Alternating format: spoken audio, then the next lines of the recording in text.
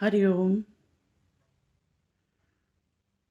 रामचरितमानस के इसके पहले के दो अपने प्रवचनों में मैंने मंगलाचरण पूर्ण किया। आज पहला सोरठा से हम लोग प्रारंभ करते हैं। अवधी भाषा में तुलसीदास जी ने रामचरितमानस की रचना की है और कुछ श्लोक संस्कृत के भी लिखे हैं। संस्कृत के वो बहुत अच्छे ज्ञानी थे और राम के भक्त। तुलसीदास जी का परिचय अपने आप में ही पर्याप्त है, उनका परिचय देने की कोई आवश्यकता नहीं है। तो सोरठा से शुरू करते हैं। जो सुमिरत सिद्धि होई, गणनायक करि बर बदन, करो अनुग्रह सोई, बुद्धि राशि शुभ गुण सदन।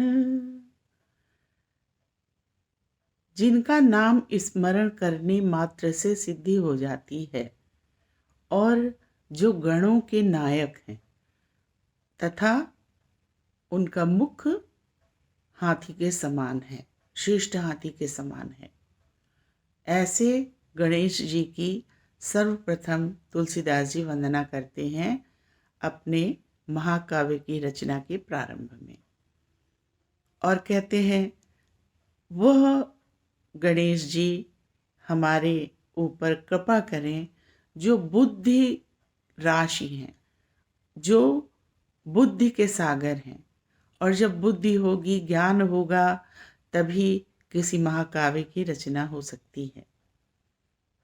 गणेश जी को गणनायक कहते हैं।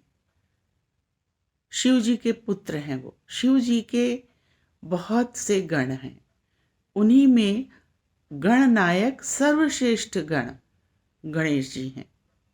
शिव जी को सद्गुण स्वरूप कहा गया है। सद्गुण स्वरूप है शिव और सद्बुद्धि, सद्बुद्धि, अच्छी बुद्धि जो है वह गणेश जी हैं।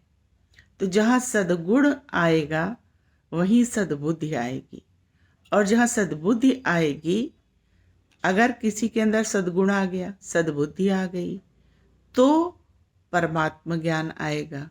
अगर सद्गुण नहीं है, सद्बुद्धि नहीं है, सद संस्कार नहीं है, तो परमात्मा ज्ञान नहीं आएगा।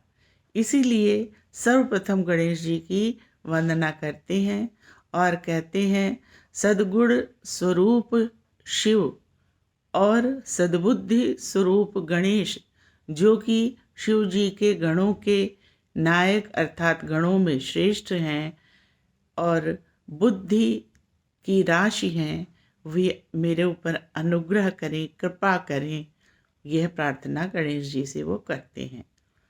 उसके बाद में दूसरा सोरठा है। मूक होई बाचाल, पंगु चढ़ई गिरिबर गहन, जासु कृपा सुदयाल, द्रवौ सकल कलिमल दहन। जिन परम पिता परमात्मा की आराधना करने से मूक गूंगा व्यक्ति भी बोलने लग जाता है और जो पैरों से पंगु है, चल नहीं पाता है, वह भी चलने लगता है। सर्वप्रथम ही बताना चाहूँगी कि इस सोरठा में तुलसीदास जी ने, कुछ लोगों का ऐसा कहना है कि भगवान सूर्य की आराधना की है, कुछ ऐसा मानते हैं कि इस दोहे में भगवान विष्णु जी की से प्रार्थना की गई है, क्योंकि पंच देवता जो होते हैं, कोई भी बड़ा कार्य करने के पहले पांच देवताओं की स्मृति की जाती है। तो ऐसा दो तरीके का मत है कि ये सूर्य की वंदना है या विष्णु की वंदना है।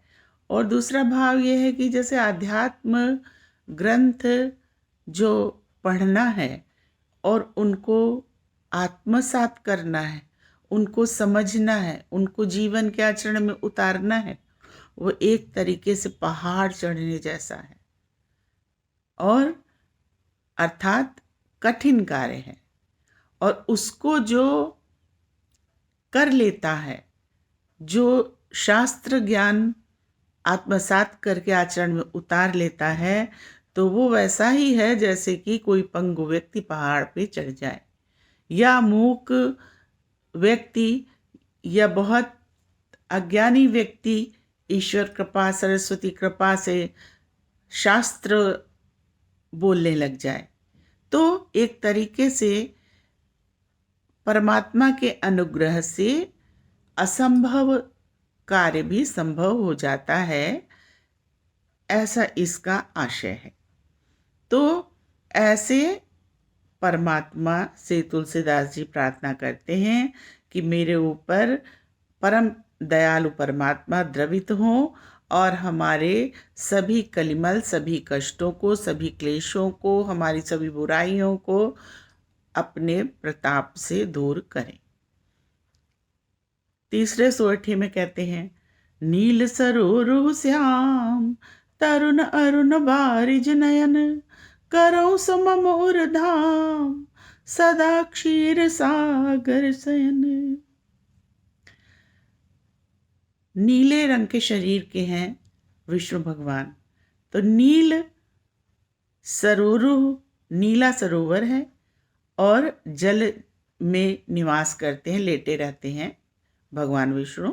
नीले रंग का सरोवर है और वही श्याम, उनका शरीर का रंग भी श्याम है, सांवला है, और उसमें सुंदर लाल नेत्र हैं। और ऐसे भगवान विष्णु हमारे हृदय में बसे और हमारे ऊपर अपनी कृपा करें। करो सो मम उर धाम सदा क्षीर सागर शयन। जो सदा क्षीर सागर में शयन करने वाले, नीले रंग के सरोवर में रहने वाले, स्वयं श्याम वर्ण हैं और उनके लोचन जो हैं वो लाल और सुंदर हैं, ऐसे भगवान विष्णु मेरे हृदय में निवास करें। क्षीर सागर समझिए हमारा हृदय है, और जिस हृदय में सतोगुण की प्रधानता होगी उसी हृदय में भगवान का, विष्णु भगवान का वास होगा। तो परमानंद हृदय में आ जाएगा। जब हमारे हृदय में सतोगुण होगा, सतोगुण रूपी क्षीर सागर हमारे हृदय में होगा, तो हमारे हृदय में परमानंद आ जाएगा। हर समय हमको तलाश किस चीज़ की है? आनंद की। बच्चा दूध के लिए रोता है, किस लिए? दूध पी लेंगे आनंद मिल जाएगा। चोर चोरी करता है तो भले भ्रमवश, लेकिन वो भी सोचता है शायद ये करके उसे आनंद मिल जाएगा। मनुष्य हर समय आनंद की खोज में है, लेकिन असली आनंद कब मिलेगा? जब अपने हृदय में सतोगुण की प्रधानता हम करेंगे भजन से, और उसमें विष्णु भगवान उस क्षीर सागर में परमानंद रूप में हमारे हृदय में वास करेंगे। इसके बाद चौथा सोरठा है कि कुंद इंदु समदे उमा रमन करुणा अयन, जाहि दीन पर नेह करौ कृपा मर्दन मयन। कुंद एक पुष्प होता है जो सफ़ेद होता है, खुशबूदार होता है और कोमल होता है। उसके समान जिनका शरीर है, यानी कि शिव जी, शिव जी को गौरवर्ण है, शिव जी, विष्णु जी श्याम वर्ण है। तो कुंद पुष्प के समान गोरा, कोमल और खुशबूदार सुगंधित शरीर है।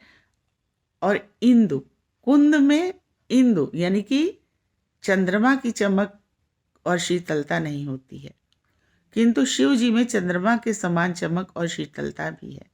अतः कुंद इंदु के समान जिनकी देह शरीर है, और उमा रमन करुणा अयन, जो करुणा के आलय हैं, आलय मतलब निवास स्थान, घर, करुणा का आश्रय हैं, जो करुणा उनमें अपने भक्तों के लिए अथाह करुणा है। और पार्वती जी के पति हैं। पार्वती जी उनकी आह्लादिनी शक्ति हैं और उनकी दीनों पर हमेशा दया रहती है, चूँकि करुणा निधान है। जाहि दीन पर नेह, जिनकी दीन लोगों पर, परेशान लोगों पर, दीन दुखियों पे हमेशा कृपा रहती है, ऐसे भगवान शिव, तुलसीदास जी कहते हैं कि मेरे ऊपर भी कृपा करें, जिससे कि मैं यह महाकाव्य की रचना कर सकूं। अंतिम सोरठा है 5वां। बंदो गुरुपद कंज, कृपा सिंधु नर रूप हरि, महामोह तम पुंज, जासु बचन रवि कर निकर। गुरु के वंदनों, गुरु के कमल रूपी चरणों की वंदना करते हैं। गुरु क्या है? असली में तो गुरु परमात्मा ही। अब परमात्मा स्वयं तो आते नहीं हैं, किसी रूप में आते हैं। तो मनुष्य का शरीर रख के परमात्मा शिष्य के पास आते हैं और उसको ज्ञान देते हैं। और इसीलिए गुरु और परमात्मा में कोई अंतर नहीं कहा गया है। क्या चीज़ उस नर रूप शरीर गुरु में पूजनीय है? ज्ञान। शिव जी ज्ञान स्वरूप हैं, गुरु शिव जी के अंश हैं, और शिव जी का जो भी ज्ञान है उन गुरु में समाहित होता है। तो वह मनुष्य शरीर धारण करके ऐसा माना जाता है कि शिव ही आते हैं गुरु बन के। तो नर के रूप में रूप धर के शिव आते हैं, अतः गुरु को परमात्मा के ही बराबर स्थान दिया गया है। और जिस प्रकार शिव तीसरा नेत्र अपना जब खोलते हैं तो काम भस्म हो जाता है। काम यानी कामनाएं, और कामनाएं जब भस्म होंगी, कामनाओं का अंत होगा, तभी आनंद अनुभूति होगी, जब तृप्ति की अनुभूति होगी हमको। अगर हमारे अंदर अतृप्ति है, कामनाएं हैं, तो हमें सुख कभी नहीं प्राप्त हो सकता है। जिस प्रकार तीसरा नेत्र खोलते ही कामदेव को शिव जी ने भस्म कर दिया, इसी प्रकार गुरु अपने अंदर, जो गुरु के अंदर ज्ञान की अग्नि है, उसको शिष्य को ग्राह्य कराता है। जब शिष्य वह ज्ञान की अग्नि से वह अपने गुरु अपने शिष्य के कामनाओं को नष्ट करता है और भगवान की ओर और भगवत भक्ति में अपने शिष्य को लगाता है। तभी जो है शिष्य के हृदय में आनंद आता है।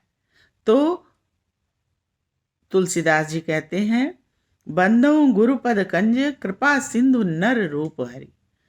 मनुष्य का रूप धारण करके शिव स्वयं आते हैं। और महामोह तम पुंज, जासु बचन रवि कर निकर। उन गुरु के वचनों से माया का जो अज्ञान है नष्ट हो जाता है, और रवि यानी कि ज्ञान का सूर्य उदित होता है। और ज्ञान ही ब्रह्म है, ज्ञान ही वैराग्य है। ज्ञान हो गया तभी वैराग्य हो गया। अगर ज्ञान रहेगा, माया मोह कामना रहेगी, तब तक वैराग्य नहीं आएगा। और शिव तो परम वैरागी है, गुरु शिव के अंश हैं, अतः गुरु भी वैरागी हैं। तो गुरु जब ज्ञान देंगे हमको, हमारी माया के अज्ञान को काटेंगे, तो हमारे अंदर ज्ञान का सूर्य उदित होगा। अतः अंतिम उद्देश्य हमारा भी वैराग्य ही है और ज्ञान प्राप्त करना ही है। ज्ञान ही परमात्मा है। ज्ञान ही तक पहुंचना, मतलब सत्य तक पहुंचना। ज्ञान सत्य का दर्शन कराता है और सत्य केवल परमात्मा है। तो इसलिए गुरु की वंदना करते हैं और सभी को अपने गुरु का सम्मान करना चाहिए, आदर करना चाहिए। जैसे आप अपने इष्ट देव का पूजन आराधन करते हैं, उसी प्रकार गुरुदेव के चरणों में भी नतमस्तक होके श्रद्धापूर्वक उनके वचनों को अंगीकार करना चाहिए। धन्यवाद।